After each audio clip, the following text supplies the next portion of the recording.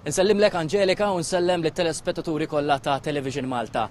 Waqt li kienet jindirizza 80 sessjoni tal-Assembleja Ġenerali tan-Nazzjonijiet Magħquda, il-Prim Ministru Malti Robert Abela tkellem dwar l-irwol tan-Nazzjonijiet Magħquda fl-isfond ta' konflitti varji madwar id-dinja.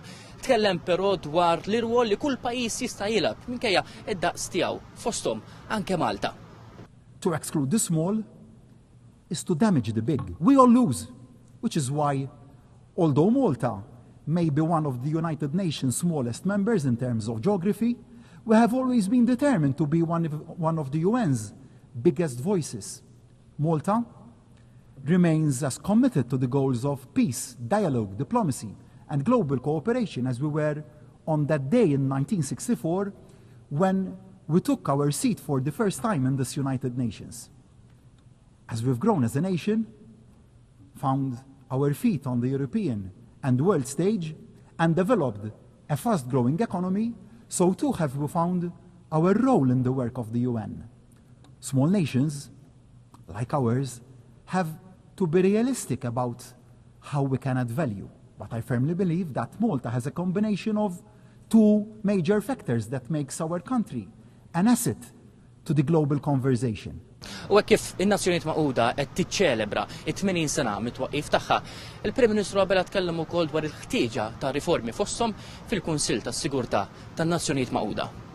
The process to find a worthy successor to Secretary General Guterres must be a step change in the way that we work. The selection process must be transparent, inclusive, and based on merit, not political bargaining. The decision must be taken out of the corridors of this building and become a truly global conversation involving all member states, as well as civil society. As for the Security Council, its makeup reflects the world as it was in 1945 and not as it is in 2025. Malta backs the clamour for expansion and fairer regional representation. But it isn't just the composition that needs to change. The role of the Security Council needs to be elevated. It must serve as a greater counterbalance to the dominance of the larger powers. It must also be a genuine platform for all the nations of the world to have our voices heard. And change needs to come not just to political structures, but to the way the United Nations works. All around the world, including in Malta, my country, citizens are rightly pressing governments to do more with less, better value for money.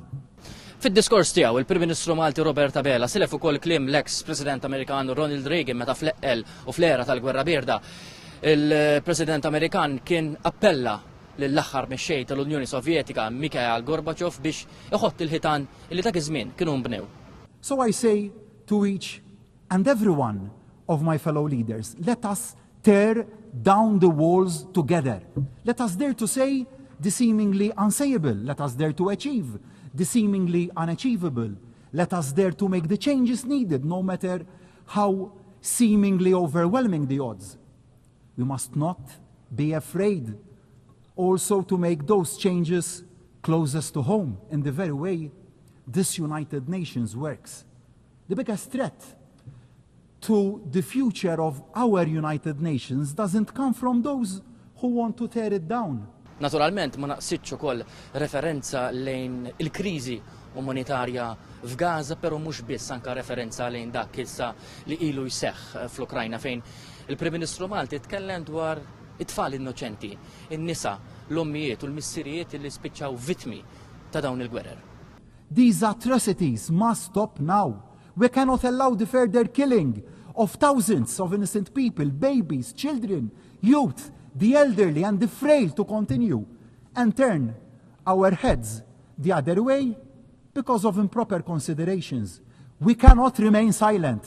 Decisive and effective action needs to be taken without any further delay. I cannot bear to see anymore the physical and psychological pain and suffering in the eyes of the young children we bring over to Malta from Gaza to give them a better future. Children, young children with mutilated bodies who are supposed to be celebrating the innocence of their youth and the best period of their lives. The parents who have lost their young children. B'dan l-indirizz annwali fit-80 sessjoni tal-Assembleja Ġenerali tan-Nazzjonijiet Magħquda uffiċjalment ġew fit-tmiemhom l-impenji tal-Prim Ministru Robert Tabela fi New York fejn aktar kmieni din il-ġimgħa propju it-tnejn illi għadda Malta uffiċjalment irrikonoxxiet l-Istat Palestinjan f'konferenza illi tlaqqet dwar is-soluzzjoni taż-żewġ stati. Liam Carter għal TVM News minn New York.